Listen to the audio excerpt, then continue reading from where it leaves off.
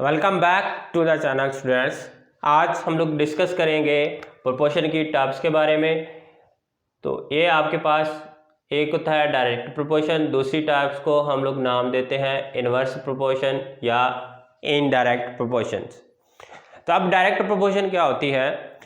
When two quantities are related to each other, जब दो quantities आपस में एक दूसरे के साथ रिलेट कर रही होती हैं तो एक क्वांटिटी के बढ़ने से दूसरी क्वांटिटी भी आपकी इंक्रीज हो रही हो, या एक चीज़ के बढ़ने से दूसरी चीज़ भी बढ़ रही हो, या एक चीज़ के कम होने से दूसरी चीज़ भी आपकी क्या हो रही हो, कम हो रही हो, तो इसको हम लोग कहते हैं डायरेक्ट प्रोपोर्शन या डायरेक्ट रिलेशंस। जैसा कि आप इकोनॉमिक्स में भी इस चीज़ को बार बार डिस्कस कर रहे होते हैं, तो इसमें आपके पास अगर एक चीज़ बढ़ रही है उसके साथ दूसरी चीज़ भी बढ़ रही है, एक चीज़ कम हो रही है तो उसके साथ दूसरी चीज़ भी अगर कम हो रही है तो वो डायरेक्ट। इनवर्स प्रोपोर्शन क्या होता है?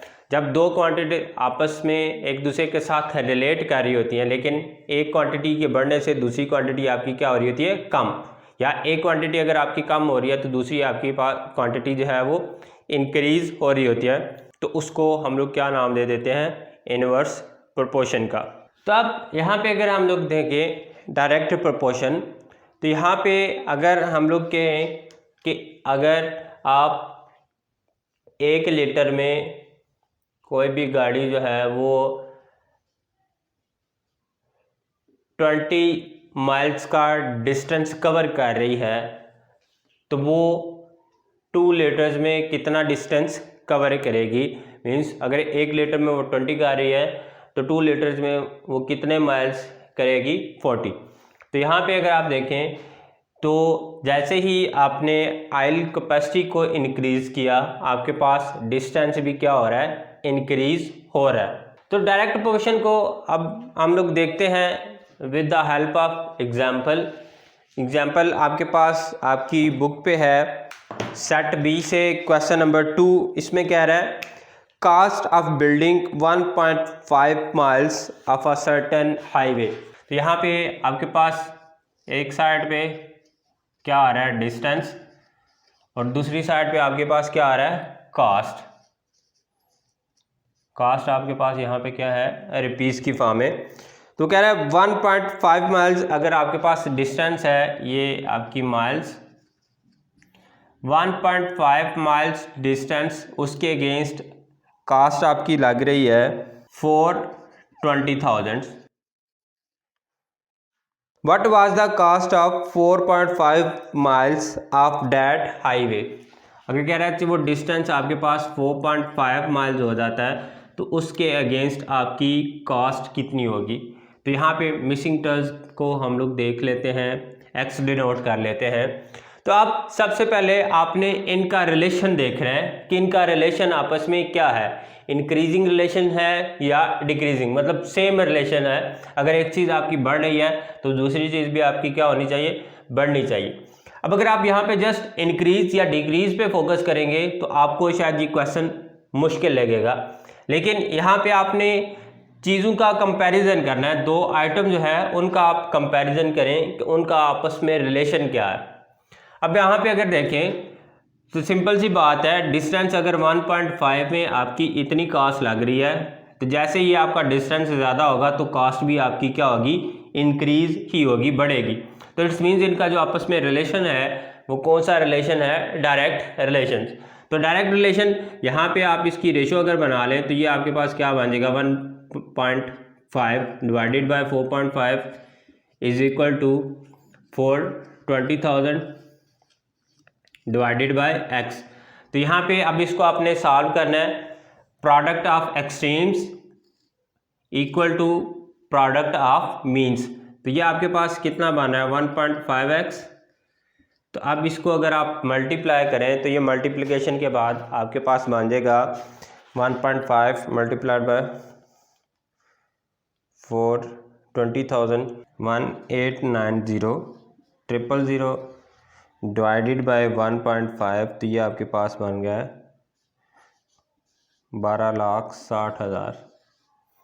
तो आप यहाँ से आप देख सकते हैं कि जो आपकी कास्ट है वो जैसे ही आपका डिस्टेंस इंक्रीज़ हुआ, आपकी कास्ट भी यहाँ पे क्या हो रही है, इंक्रीज़ हो रही है। उसके बाद यहाँ पे आप देखें क्वेश्चन नंबर 1.4 है आपकी सेट बी से। तो यहाँ पे कह रहा है a jet airplane travelled 100 miles in 9 minutes. तो यहाँ पे हम लोग देख लेते हैं इसको 1.4 आपकी सेट बी से। तो यहाँ पे आप मेंशन कर लें टाइम आपका यहाँ पे क्या है मिनट में। उसके बाद आपके पास है डिस्टेंस, ये आपका माइल्स में। तो यहाँ पे कह रहा है 9 मिनट में डिस्टेंस कितना कवर कर रहा है airplane 100 miles to the nearest mile, what was its rate per hour. Per hour means आपका 60 मिनट में एरोप्लेन या जेट जो है वो आपका कितना डिस्टेंस कवर करेगा। तो यहाँ पे अगर वो 9 मिनट में 100 माइल का रहा है तो सिंपल सी बात है 60 मिनट्स में भी वो 100 से ज़्यादा ही डिस्टेंस कवर करेगा।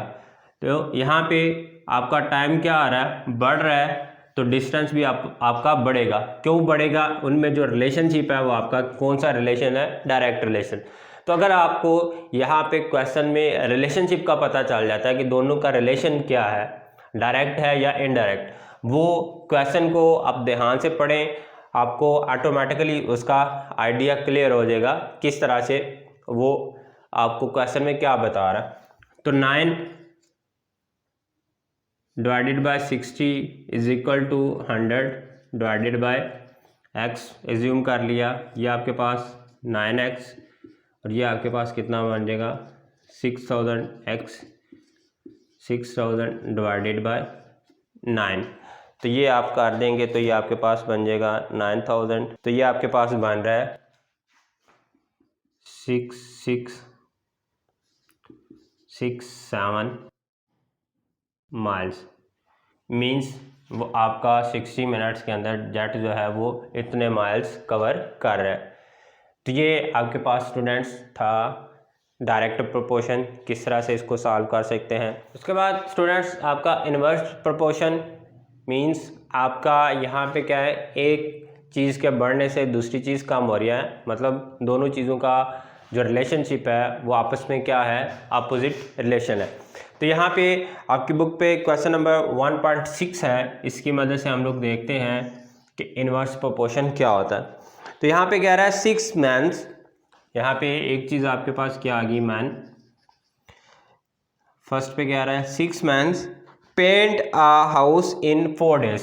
दूसरी क्वांटिटी आपके पास क्या आ रही है डेज, वो कितने डेज में कवर अप कर रहा है 4 डेज में। How long would it take to paint the house if 2 men are employed. अगर 2 आदमी लगाए जाते हैं तो वो कितने दिनों में घर को, हाउस को पेंट करेंगे। तो अब यहाँ पे एक देखें, तो अगर 6 आदमी 6 मैन जो हैं वो 4 दिन लगा के काम कंप्लीट कर रहे हैं, तो 2 आदमी कितने दिनों में काम कंप्लीट करेंगे। यहाँ पे टाइम जाहिर सी बात है आप ज़्यादा है, अगर 6 लोग मिल के काम कर रहे हैं वो जल्दी से काम कंप्लीट कर लेंगे। अगर लोग आप कम लगाएंगे, लेबर आप कम लगाएंगे तो वो ज़्यादा दिन ही लेंगे। तो इट्स मीन्स यहाँ पे ये चीज़ आपकी क्या कर रही है, डिक्रीज़ कर रही है, और ये चीज़ आपकी क्या करेगी, इंक्रीज़। ये हमें कैसे पता चला, हम लोगों ने रिलेशन देखा है, इनका रिलेशन क्या है, इन्वर्स रिलेशन है। तो अब अगर आप यहाँ पे ये आपके पास क्या है इन्वर्स रिलेशन, तो उसके अकॉर्डिंग चलें। फंडामेंटल क्या है, आपस में इन्वर्स रिलेशन है, तो एक क्वांटिटी आप उसको क्या कर दोगे रिवर्स। तो ये आपके पास क्या बन गई 2/6 इज इक्वल टू 4/x।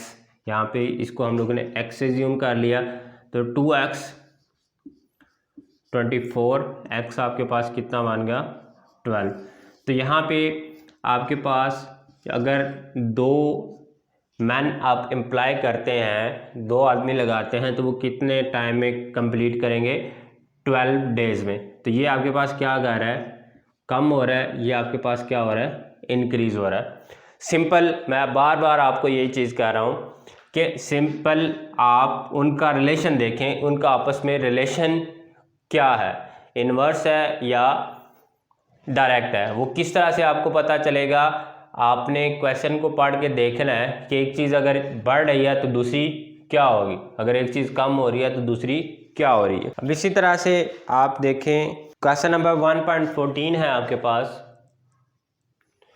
यहाँ पे कह रहा है 16 मैन, एक आपके पास क्वांटिटी मैन कितने हैं, 16 मैन आप इम्प्लाई कर रहे हैं। Complete a job in 10 days, वो कितने टाइम में कंप्लीट करें जॉब 10 डेज में। How long would it take 32 man, तो 32 मैन जो हैं वो कितने टाइम में कंप्लीट करेंगे।